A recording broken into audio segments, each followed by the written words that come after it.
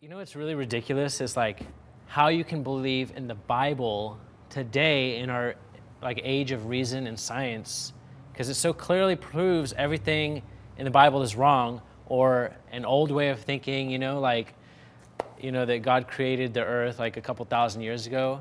Well, what about dinosaurs and evolution? We didn't come from one person, so that just totally discredits the Bible for me. It's a great point. And it is a tragedy today that science and the Bible are pitted against each other, because that shouldn't be at all the case. The Bible is not a scientific document. The Bible is a document about how to know God and how to live life with God. And I think the Bible and science are totally compatible, not at odds with each other. For example, in one of the Psalms, David says, God came down in battle with a mighty right arm. Does he mean that there was an arm out of heaven on the battlefield? No. He means as it were. There's a simile, and it's as it were, right? So why would we take that imagery literally when it's not meant literally?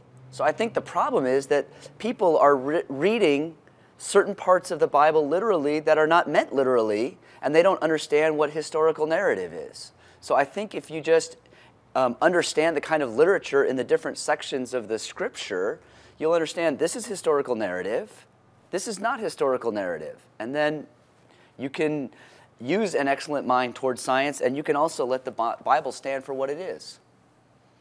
Well, why are Christians always trying to push their view of the Bible in opposition to science, like evolution, or I don't know, like the whole world's going to end and we need... Well, like in the creation story, Adam means humankind. Eve means the mother of humanity. These are representative characters.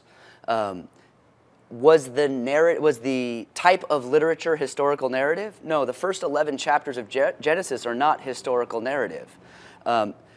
Is the purpose of the first creation story to say that it took 7 days? No, 7 is perfection. The first creation story is to say God is in control of a chaotic process, and that he can superintend a chaotic process to create something beautiful. This type of literature is not trying to tell us that it was a literal 7 days, and so we're imposing on that. So continue to use your good scientific mind, but read the Scripture for how it was meant to be read.